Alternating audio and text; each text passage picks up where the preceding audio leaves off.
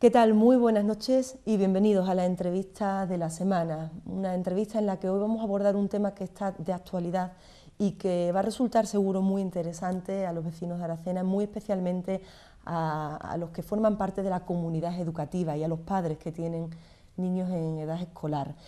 Vamos a abordar un tema que no es nuevo, que es un tema de toda la vida, es el acoso escolar, pero sí que es un tema que, aunque no es nuevo, pues ahora parece que capta la atención de todos y ahora empieza a tomarse conciencia de que es un problema que hay que abordar en edades tempranas y que no se puede dejar pasar. No hay nada de cosa de niños. El acoso escolar es algo muy serio que puede tener unas consecuencias muy graves en nuestros niños cuando sean adultos y, por consecuencia, en nuestra forma de relacionarnos en sociedad.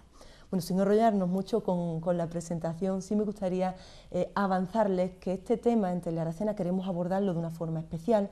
Queremos dedicarle varios capítulos, varias entrevistas con las distintas partes o los distintos miembros de la comunidad educativa de Aracena que están tomando cartas en el asunto y que están afrontando este problema pues en nuestros centros.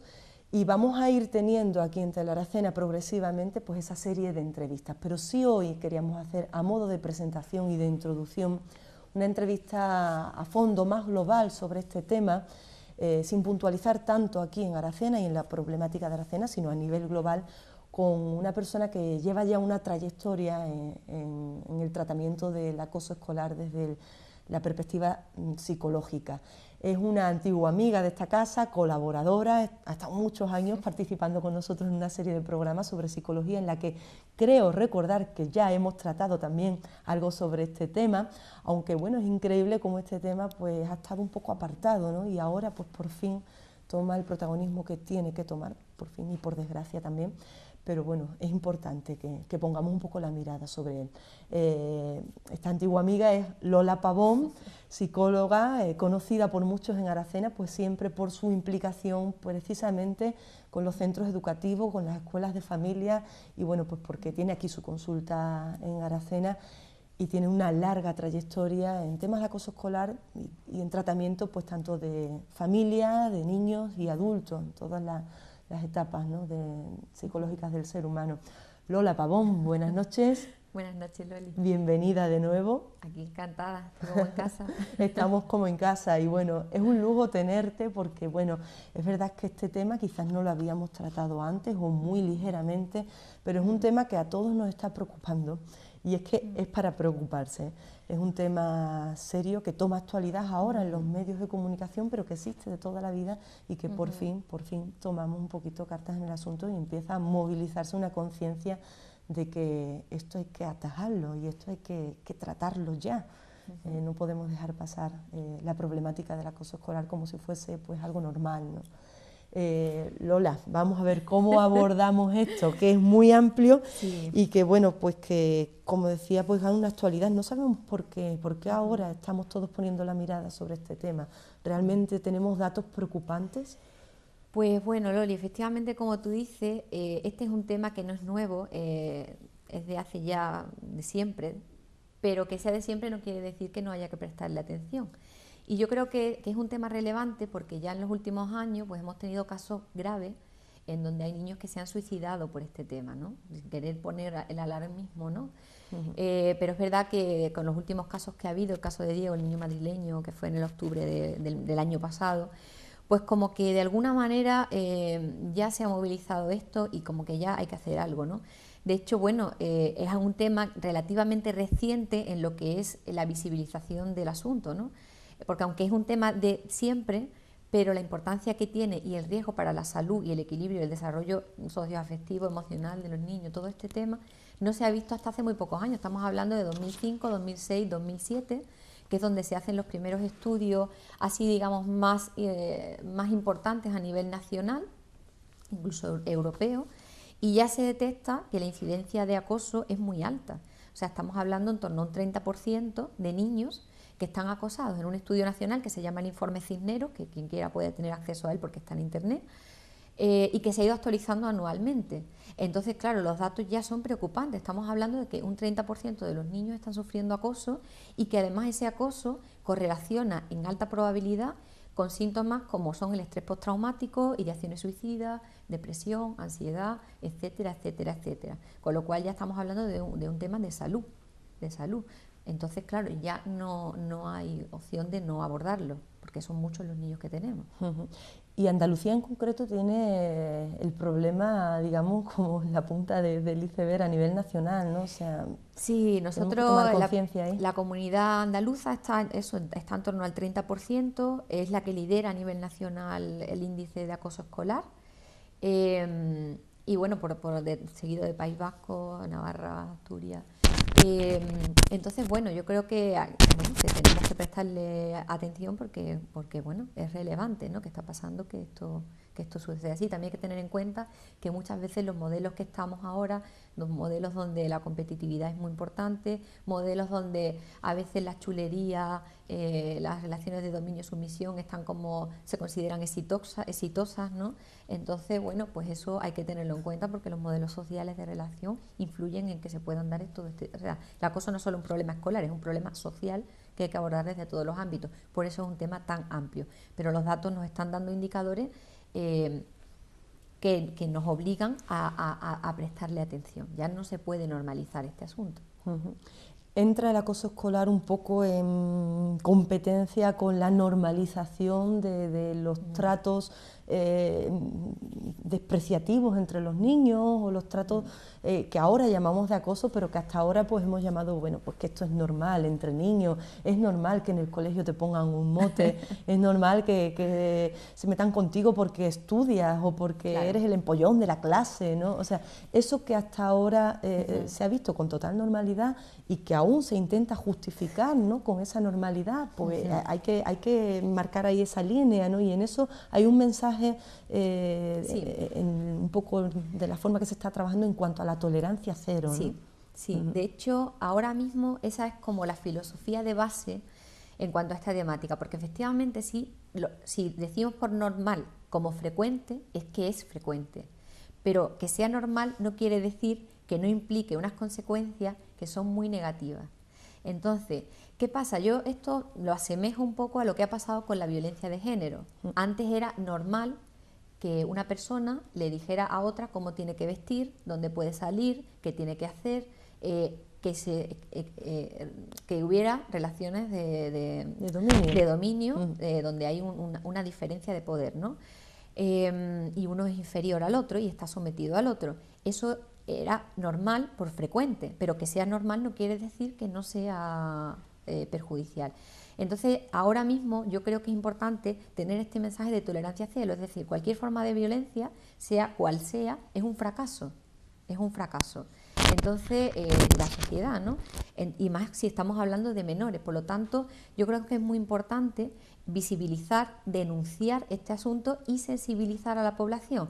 El que te pongan un mote no es algo que no sea dañino, de hecho, eso es uno de los factores que más se dan en las aulas y además que más incidencia tiene también en los niños, ¿no? Como que el acoso muchas veces, a mí me llegan casos a la consulta que dicen que sí, esto empezó cuando yo entré en la primaria porque me decían rata o me decían tarro o me decían no sé qué, y eso luego tuvo muchas otras consecuencias, ¿no? Entonces, bueno, no se puede normalizar y por normalizar ya no entender que es algo importante de abordar. Tolerancia cero y intervención. ¿En quién está un poco el detectarlo y cómo lo detectamos? O sea, ¿cómo podemos saber dónde está la línea que divide pues la broma o, bueno, del acoso, ¿no? La broma, por llamarlo broma, que claro, al que recibe la broma de un mote ninguna broma le hace, ¿no? Claro. Aquí yo creo que, a ver, es que hay que diferenciar como dos términos que se han estado barajando, ¿no? Porque definiciones de acoso, violencia, hay muchas, pero yo creo que hay que ver un poco la definición de acoso escolar y también la ampliación del concepto a acoso y violencia escolar. Es decir, porque claro, el acoso escolar tiene unas implicaciones donde se activa un protocolo de intervención y demás. La violencia escolar no siempre tiene que ser un acoso, pero ya en sí son agresiones en las que hay que intervenir. Entonces yo creo que lo primero es ver que esto, no porque sea una agresión puntual, deja de ser importante, pero a lo mejor es verdad que no va a ser un acoso. El acoso, de hecho, se define porque ese tipo de agresiones pues perduran en el tiempo, tienen una continuidad. Además, hay un desequilibrio de poder, como antes hemos dicho, y además suelen ser de muchos tipos y muchas formas, tanto físicas como psicológicas, que esto también es importante. Muchas veces creemos que el acoso solo es aquellos niños que pegan palizas, que roban, como la parte más física, que empujan, que intimidan así de una forma más físico, ¿no? Creemos que solo es eso, pero es que resulta que el 90% de los casos de acoso escolar se centran en violencia psicológica, es decir, esta violencia invisible que pasa desapercibida y que es muy difícil de detectar. Entonces, hay que estar muy atentos para detectar esto. También es verdad que normalmente eso suele pasar invisible porque se da en presencia, o sea, cuando no están los adultos, en los pasillos, cuando el profesor sale de clase, en los baños, en el recreo cuando no hay nadie, cuando vamos a una excursión que te ponen la zancadilla y nadie te ve, se da en sitios donde no es visible. Entonces, hay que estar muy atento a cualquier cambio que se produzca en los niños. Si vemos que ese niño está siendo sometido a bromas, a burlas, a cierto aislamiento, tenemos que estar atentos para ver si hay algún cambio en él, pues eso, como que tiene rechazo a ir al cole, como que hay cambios en el humor de ese niño, como ansiedad, irritabilidad, vemos que está como con miedo, con pesadillas, con todo este tipo, también si somatiza, dolores de cabeza, problemas del intestino, si el niño empieza como a tener tic, está nervioso, todo este tipo de indicadores pueden hacer que nosotros detectemos que está pasando algo. Uh-huh. Entonces, y también es importante eso, entender que no solamente son las agresiones físicas, sino que es que hay otro tipo de hostigamiento que no es físico, pero que tiene la misma repercusión o más, casi que te den un empujón. Uh-huh. ¿Y quiénes pueden detectar el acoso escolar? Porque muchas veces cargamos un poco la responsabilidad del acoso escolar o de la no detección de estos casos, pues en los profesores o en los compañeros. Decimos, bueno, están los compañeros que son observadores pasivos, ¿no?, de esto. O sea, sobre quién podemos un poco no cargar responsabilidades, sino poner el toque de atención de decir, tú que lo estás viendo, cómo tienes que actuar, cómo, o sea... Sí, yo creo que la responsabilidad es de todos. Principalmente es cierto que los profesores, los docentes son los que están en el aula con los niños y pueden ir detectando, pero como os digo, normalmente cuando se detecta ya un caso de acoso es porque ya, digamos que el caso está muy avanzado. Cuando se detecta un caso de acoso se activan protocolos, ya el caso lleva años de duración, a lo mejor el niño lleva 3 o 4 años sufriendo pues esta agresión continua, ¿no?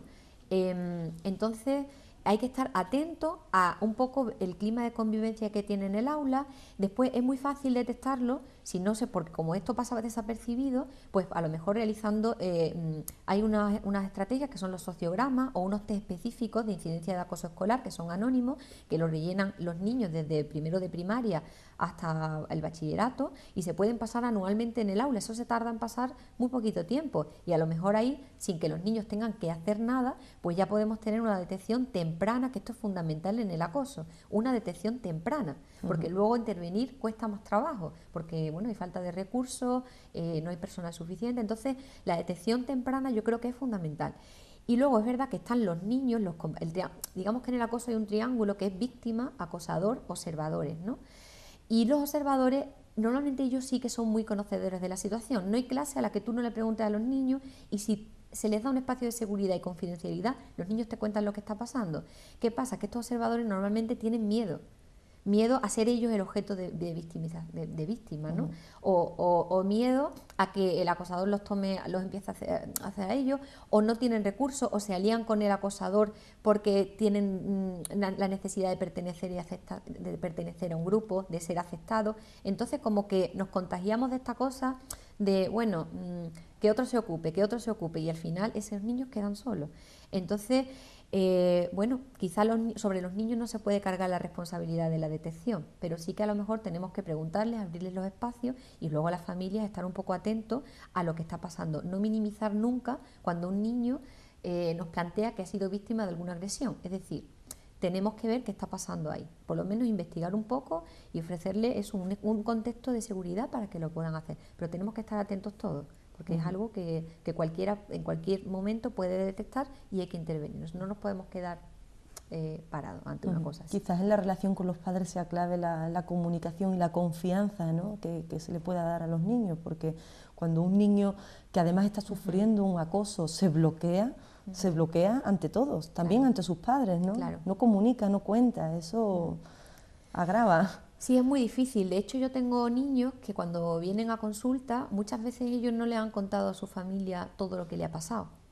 Los niños vienen por problemas de ansiedad, por problemas de depresión, porque no tienen rendimiento escolar, porque están empezando a mentir, o porque tienen tic, o porque vienen por muchas cosas. Y de repente, debajo de eso hay un problema de acoso escolar o de violencia escolar. Y muchas veces los niños no lo han contado porque piensan que nadie les va a escuchar, porque piensan que les van a castigar incluso si lo cuentan, porque muchos niños piensan que es su culpa. Esto es una de las cosas que les pasa a las víctimas, que piensan que es que algo tendré yo malo en mí, que yo genero esto. Y también los padres pueden pensar que es su culpa. Y también a veces los padres, cuando ven que los niños presentan esto, cuando el niño se lo cuentan, como que se bloquean a la hora de intervenir porque piensan, estaré fallando, ¿qué he hecho yo para que mi hijo haga esto? ¿Será que no lo estoy educando bien? ¿Será que es que no le estoy dando las habilidades necesarias? ¿Me van a señalar a mí como que yo no estoy haciendo? Entonces, claro, ahí hay unos bloqueos que impiden, porque hay una estigmatización también de este niño que a lo mejor es muy sensible, que a lo mejor exagera mucho, que esta familia a lo mejor son muy exagerados. Hay que abordar el tema entendiendo que esto no es una exageración y que si lo es, pues ojalá fuera una exageración, pero es que ante cualquier mínima agresión hay que intervenir, es que da igual. Entonces sí, a veces se produce ahí un bloqueo por temas de ¿será mi culpa? Esto hay que abordarlo. ¿Y cómo o sea, cuál es la mejor forma de abordarlo en ese sentido de que se produzcan las culpabilidades? O sea, ¿hacia dónde hay que ir? ¿Hay que ir directamente al acosador? ¿Hay que trabajar en los dos? ¿Hay que un poco cuál es el procedimiento, la forma de actuar? Y quizás, bueno, nos estamos precipitando ya sobre el procedimiento, no quizás hay que entrar en otros aspectos, ¿no? Los perfiles, ¿no? Aunque tampoco hay que encasillar en perfiles, porque esto se está dando, se están dando casos de acoso en perfiles que se repiten y en casos que no imaginas, ¿no? O sea, es verdad que hay algunos perfiles de lo que es la víctima, de lo que es el acosador, de lo que es el observador, pero es verdad que el acoso se puede dar a cualquier niño, que cualquier niño puede llegar al punto de convertirse en acosador en algún momento dado o de ejercer violencia sobre otro, y que cualquier niño se puede ver en una situación de observador. Sí es verdad, a mí es que no me gusta mucho hablar de perfiles porque ahora mismo el acoso se está dando en todo. Yo tengo niños de muchos perfiles distintos y no me gustaría encasillar, igual que las víctimas de violencia de género, las mujeres, pues tampoco ya se está definiendo un perfil y cuando más se investiga se ve que no hay un perfil definido. Lo que sí quizá en los niños de víctimas hay una cosa que sí destaca, ¿no? Y es su dificultad para poner un límite, para decir que no. Entonces son niños que, bueno, que a lo mejor tienen como que les cuesta, quizá por exceso de empatía, porque justifican al otro, porque creen que es su culpa, que puede ser y también que destacan o tienen alguna diferencia por el motivo que sea, bien porque son más listos, porque están más gorditos, porque están más delgados, porque tienen gafas, porque tienen un chaleco que fosforito, porque es decir, algo que en ese una discapacidad, algo que en ese momento destaca, ¿no? Entonces eso a veces se asocia más a las víctimas. A los acosadores también se asocia más, pues esos son niños con una capacidad como más de liderazgo, que suelen vincularse en modelos de relaciones donde hay dominio-sumisión, donde ellos suelen dominar. Va un poco por ahí, ¿no? También a veces están insertos en conflictos, familias que están pasando por un conflicto familiar, divorcio, problemas de consumo de drogas, alcohol, transiciones complicadas, cambios de casa, es decir, que los niños están en un momento donde tienen alta irritabilidad y entonces ahí descargan. Pero no siempre. Entonces, y los observadores, pues bueno, son niños que están ahí un poco, que no se quieren implicar, pero no siempre existen estos perfiles. Entonces yo creo que más allá del perfil es ver qué está pasando con los niños, ¿no? Y ver si mi hijo puede ser un acosador, pues abordarlo, porque ese niño también necesita una intervención. Y si mi hijo está siendo víctima, pues abordarlo, porque va a requerir mucha intervención, ¿no? Pero no encajarnos en perfiles, sino ver un poco qué está sucediendo en cada caso. Se une, Lola, quizás también a la dificultad de detectar el problema, el hecho de que, bueno, de que no todo el acoso escolar se produce en las aulas o en el entorno del centro, ¿no? Que hay, y más en un entorno como este, que es un entorno rural, donde los niños salen libremente a jugar a la calle. Eso complica aún más en el sentido de que, bueno, se puede continuar el acoso fuera del colegio, ¿no? Claro, sí, me alegra de que me hagas esa pregunta porque ya se me iba pasando. Y efectivamente muchas veces lo que pasa es que parte de este acoso, de esta violencia, se genera fuera de las aulas. Ahora además más con el tema de las nuevas tecnologías. Es decir, estamos hablando ya de lo que se llama el ciberacoso. Ya el acoso no acaba solo en el aula, sino que el niño sale del aula y de repente recibe un mensaje en el que le dicen: sé que estás en el parque y sé que no sé qué, te estamos vigilando. Y si mañana no haces lo que nosotros te digamos, pues vas a tener una consecuencia. Entonces, o utilizan fotos de los niños distorsionados y le ponen broma. Vamos, eso lo he tenido yo en mi consulta, niños que me han traído fotos y han dicho: mira la foto que han colgado de mí en el grupo de no sé qué, que no sé cuánto, y son fotos humillantes. O sobre la familia, dicen cosas que los niños no han dicho, es decir, generan una sensación de hostigamiento general hasta el punto de que el niño lo que quiere es desaparecer, porque ya no solo se da en el cole, sino que es que sale del cole y efectivamente el niño sigue en alerta continua y además nadie parece que se esté dando cuenta, ¿no? Entonces es fundamental la supervisión de por ejemplo, de todos estos aparatos y demás, que los niños no usen aparatos individuales, sino que los padres tengan acceso, por lo menos en las primeras etapas, por lo menos hasta los 13, 14 años. No es bueno que un niño tenga absoluto, sobre todo cuando estamos viendo que puede ser objeto de algún tipo de acoso, porque se extiende y efectivamente los niños aquí en un entorno rural es que es muy difícil no encontrarte con la persona que te está agrediendo en el cole. Es muy, muy difícil, es que sales al paseo y está todo el mundo. O sea, vas al parque y está todo el mundo. Y ahí continúa el acoso escolar. Continúa. O en el transporte escolar. Sí, en el autobús. O en las clases de catequesis. O las clases, sí, es, o sea, que es difícil o en las clases ponerle... de música, o en las deportivas. A los niños, es que los niños a veces se empiezan a perder las aficiones que tienen, porque ya lo único que pueden hacer es esquivar toda esa avalancha de agresiones que reciben continuamente. O sea, es una cosa bastante... Lo que no puede pasar es que digan: bueno, es que esto no se ha producido en el centro escolar, que a veces eso pasa, que como no se está produciendo en el centro, nosotros no podemos intervenir. Si no se produce en el centro, por lo menos dentro del centro hay que hacer una supervisión, hay que ver un poco qué está pasando, porque esos niños están conviviendo ahí. Entonces, bueno...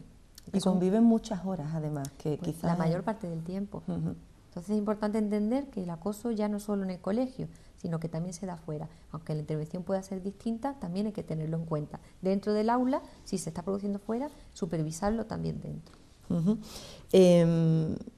Si hablamos de las consecuencias del acoso, antes, al principio lo comentaba yo así un poco a la ligera, ¿no?, en la presentación, de cómo el acoso puede tener unas consecuencias luego a largo plazo. Y bueno, tú en tu consulta tratas niños y tratas adultos y ves en adultos, lo has comentado antes, ¿no?, esos rasgos de pues que le vienen marcados desde la infancia y desde el colegio, ¿no? Sí. Y todos tenemos también mucho en nuestra cabeza episodios del colegio que nos han marcado, ¿no?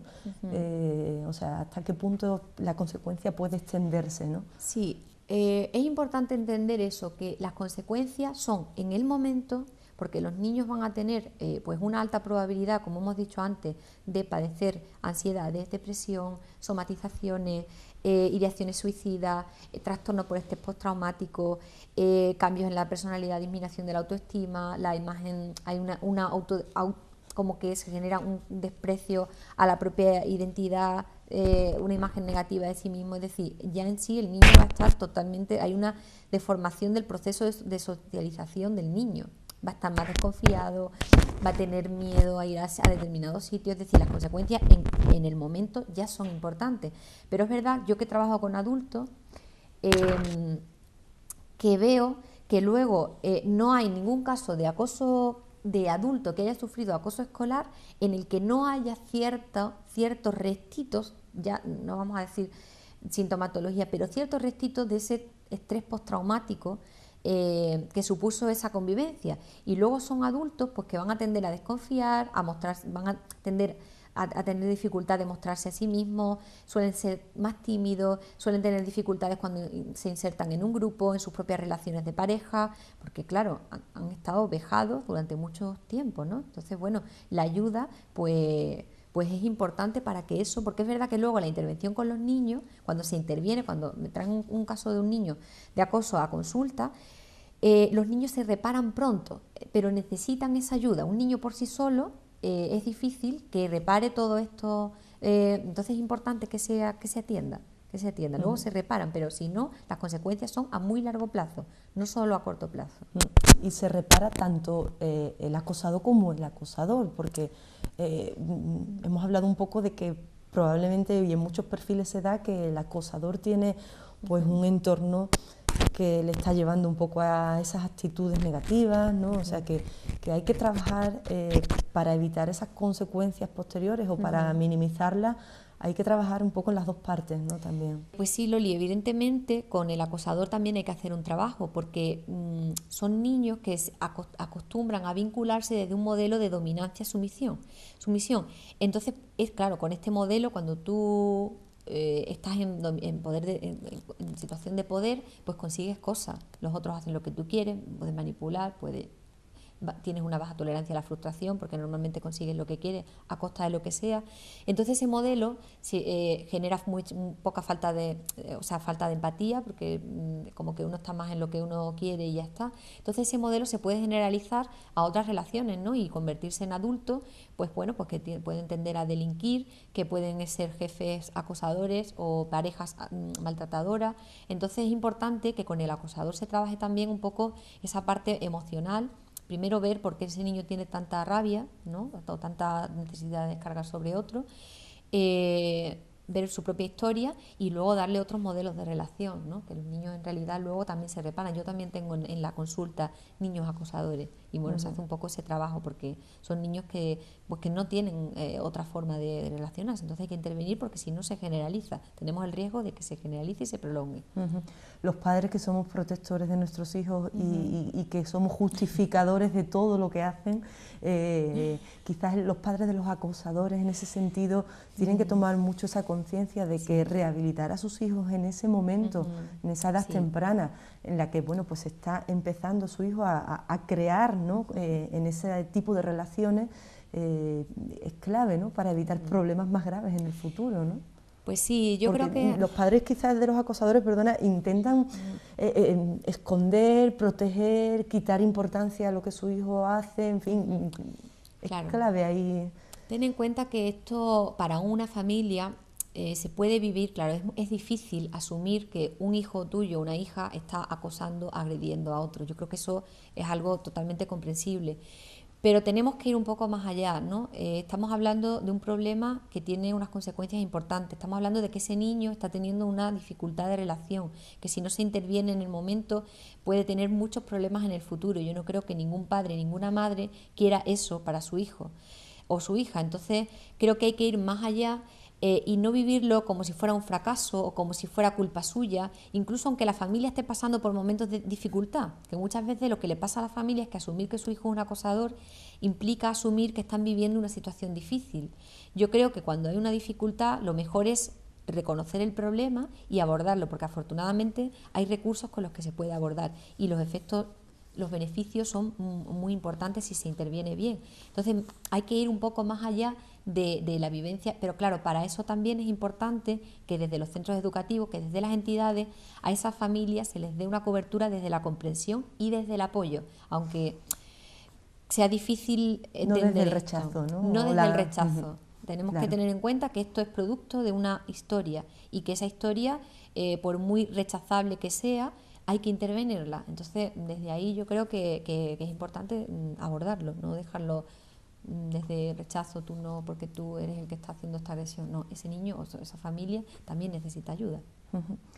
¿Cómo hay que proceder, Mariloli? ¿Cuál es la forma de actuar una vez que se detecta? Ya hemos hablado de cómo detectar o un poco qué pistas podemos tener a la hora de detectar un caso de acoso. Imagino que a partir de ahí hay un procedimiento, ¿no? Sí, actualmente la legislación vigente y nuestra comunidad autónoma establece que hay protocolos de intervención, protocolos de acoso escolar, ¿no? Que se activan en los centros. A veces no es necesario llegar a eso porque se interviene, si se detecta tempranamente con una intervención adecuada, no llega a ningún caso. Pero ante cualquier notificación que la familia tenga o ante cualquier visibilización que se dé por parte del niño, por parte de alguno de los observadores, por parte de algún tutor, cualquiera que lo detecte, primero hay que informar al tutor o la tutora. Él es el que está, digamos, en primera línea de recibir esa información o de comunicarla, ¿no? El tutor o al orientador o al equipo directivo, ¿vale? Son como las tres vías y además es como el triángulo, igual que un triángulo de la cosa y un triángulo de intervención, que es tutor dentro del centro educativo, orientador, dirección, ¿no? Entonces el tutor se encarga de comunicar orientación y tutor a dirección, ¿no? Si a través del tutor no se ha llegado por lo que sea, porque a veces es difícil coger una cita, lo que sea, pues se puede hacer directamente a orientación o a dirección. La cosa es que se notifique. Y una vez que se notifica, pues ya se empieza la intervención. Hay que hacer como una investigación y demás para ver qué está pasando, recabar información. Y aquí sí que es importante tomar algunas medidas porque, claro, a veces se inician procesos de mediación o se empiezan procesos como de reparación del acosador al acosado. Esto está muy bien si es oportuno en el caso, pero es verdad que en algunos casos tenemos que tener en cuenta que cuando se hace una mediación, la mediación está hecha cuando estamos en igualdad de posiciones. Pero si yo estoy en dominancia y tú estás en inferioridad, la mediación puede suponer una revictimización para ti. Porque te vas a exponer a mí, que yo estoy aquí y yo ahora sí, yo te pido perdón, pero te lo pido de una forma artificial porque me quiero librar de no sé qué cosa, pero en realidad cuando yo salga de aquí te voy a decir, oye, no sé qué, no sé cuánto. Entonces esos procesos hay que hacerlos con cautela, analizando muy bien el caso y sobre todo a veces al inicio manteniendo, o sea, es muy importante que la confidencialidad y la protección a la víctima o al que ha contado el asunto sea máxima, que no se enfrenten víctima y acosador de lleno. Eso es fundamental, por lo menos al principio, hasta que no se haya hecho un trabajo donde el acosador realmente asuma, donde la víctima se sienta preparada, es decir, pero sí hay que notificar al centro y que se activen estos protocolos. Las familias tienen que saber que existe esto, que legalmente está determinado y los centros tienen la obligación de hacerlo así. Porque aquí quizás lo más difícil, bueno, tiene una parte de dificultad y otra de facilidad. Has hablado de la reparación, que en los niños es más rápido, pero también es difícil que un niño tome conciencia de su acoso, que un niño asuma el porqué, ¿no? O sea, lo que son las estructuras cerebrales de los niños dificultan mucho, ¿no? Porque bueno, un adulto pues asume y lo afronta y a veces tampoco. A veces tampoco. Pero es verdad que sí. Esto, o sea, la dificultad es que estamos hablando de niños y de niños muy pequeños porque se están dando acosos en edades tempranas, en primer ciclo de primaria, ¿no? Pues sí, en torno al 40% del acoso que se da en primero, segundo, tercero de primaria. Es decir, que el acoso empieza desde muy temprano. O sea, no es una cosa de adolescentes que mucha gente dice, bueno, es que el instituto tengo un miedo. Bueno, no tengas tanto miedo al instituto porque a lo mejor tu hijo ya lleva sufriendo esto desde primaria, ¿no? Pero bueno, lo que me decías era que los niños no se dan cuenta. Sí, efectivamente hay niños que no son... Primero, los acosadores muchas veces no saben que son acosadores. Eso lo primero. Ellos simplemente, pues nada, dominan, no sé qué, pero no se dan cuenta muchas veces de las implicaciones que tiene eso. Porque la capacidad de empatía se va desarrollando con los años.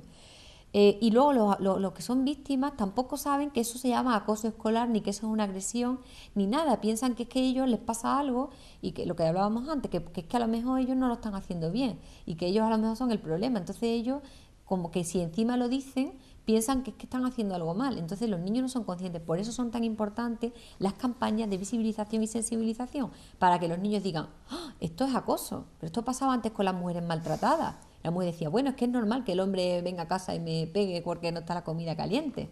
Pues no, eso no es normal. Es frecuente a lo mejor, pero eso es violencia de género. Entonces tenemos que visibilizar para que los niños sepan que, yo soy víctima, yo que soy un acosador y esto tiene unas consecuencias. Hay que ponerle nombre. Ese es el otro camino, digamos, para afrontar este problema, ¿no? Bueno, existe el procedimiento, el protocolo legal, digamos, o el procedimiento oficial de actuación que hay que seguir cuando se produce el caso, pero hay otro camino, que es el de la prevención, por donde hay que trabajar ahí. Si no se hace, a ver, los protocolos están muy bien. El problema es que es verdad que tampoco hay muchos recursos. Estamos hablando, el otro día leí un artículo y es que estamos hablando de que hay un orientador en los institutos de media por cada 700 alumnos y un orientador en los colegios de primaria infantil por cada 3.000 alumnos. Si estamos hablando de que hay un 30% de niños acosados, es que en un colegio de 1.000 niños, ¿cuántos niños están? ¿Cuántos protocolos habría que abrir? Es decir, es que el protocolo está muy bien, pero hay que hacer un trabajo previo que es, pues efectivamente, pues trabajo de educación emocional, de inteligencia emocional, de gestión de conflictos, de habilidades sociales, de formación a profesores, de formación a padres, de orientaciones, de ver qué hacer, de que la comunidad educativa en todos sus ámbitos se implique en este tema y que finalmente generemos modelos de relación y de convivencia sanos, positivos, y que no se basen en violencia, ¿no? Si eso no se hace, el protocolo es insuficiente. De hecho, bueno, ahora ya, en este enero de 2016, tras los últimos casos graves de suicidios y demás, pues ya se ha firmado en el Ministerio un plan estratégico de convivencia escolar, ¿no? En el que se van a hacer ya unas medidas, bueno, del famoso teléfono este que han puesto, el teléfono de atención al menor acosado, ¿no? Algo así.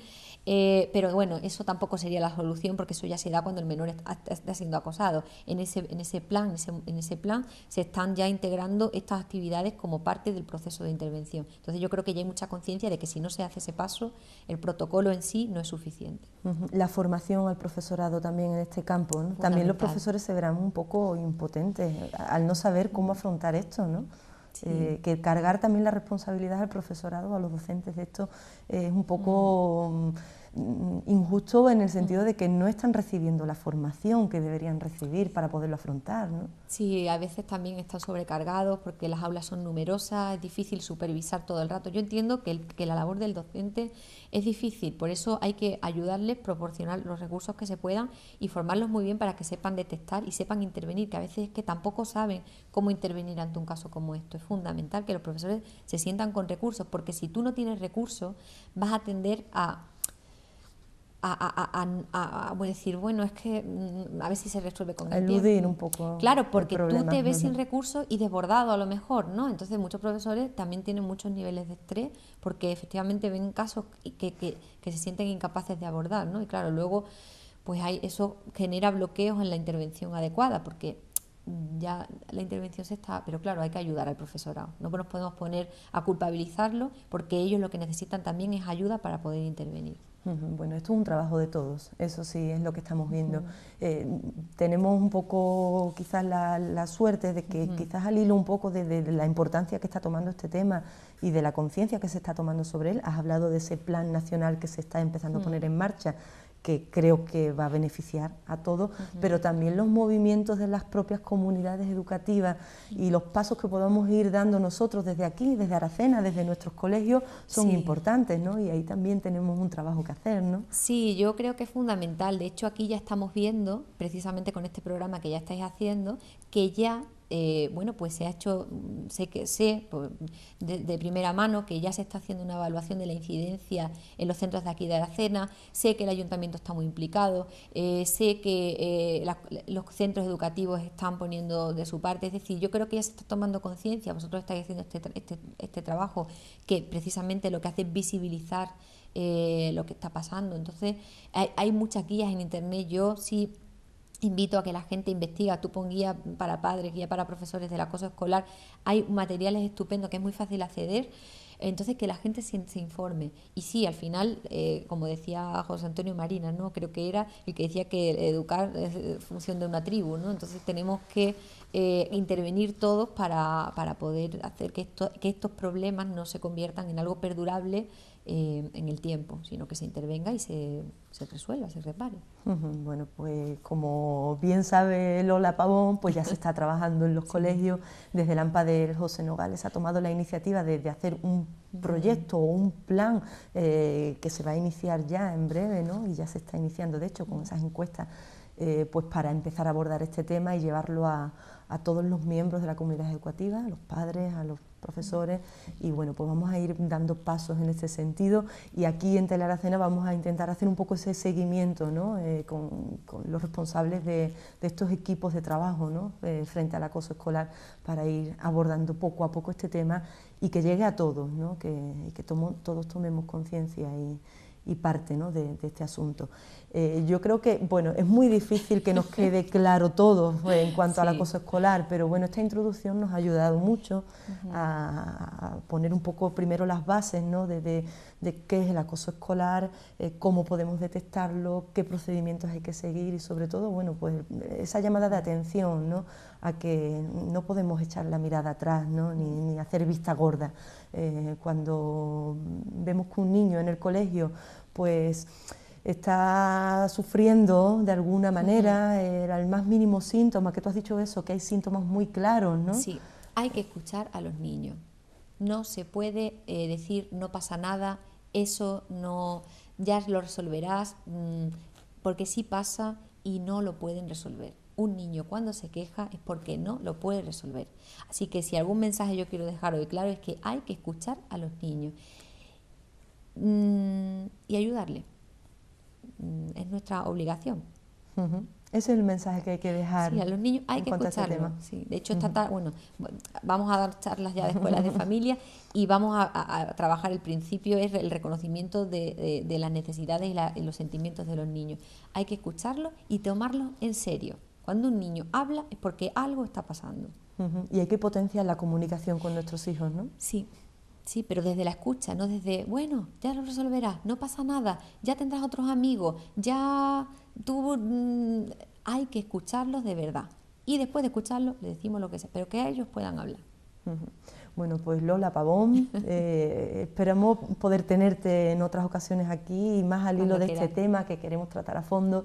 Y bueno, pues es un placer. Tienes muchísima documentación, tenemos para muchos programas sobre este tema y además, bueno, esto es una realidad que además va a ir evolucionando y a medida que se vaya tratando iremos conociendo datos nuevos y va a ir evolucionando seguro.